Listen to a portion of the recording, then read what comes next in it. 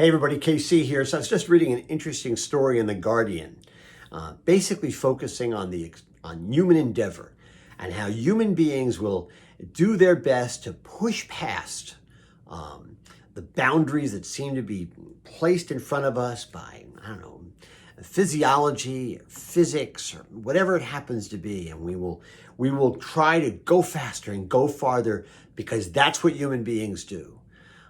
Think about the 4-minute mile or the 2-hour marathon, cases where people just thought those barriers could not be broken, and then they are.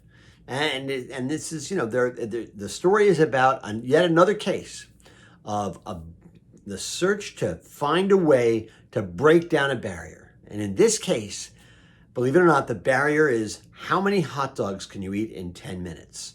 Apparently, they've done a lot of research on this. I can't even believe it.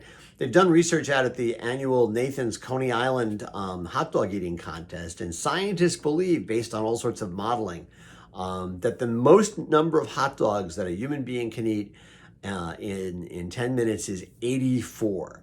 And a guy named Joey Chestnuts, right, he has the record, like world record right now at 75. And the question is, will somebody be able to eat the 9 more hot dogs, or 10 or 11? Can you imagine? And it's not just about how many hot dogs can you get in your stomach, but it's also how fast can you chew? How fast can you swallow? I mean, there are limits to these sort of things.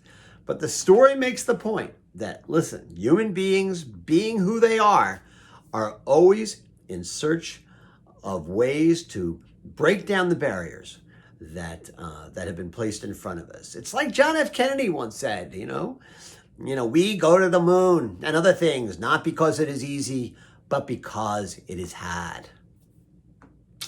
Go to the moon, run a 4-minute mile, and boy, could you just eat 85 hot dogs.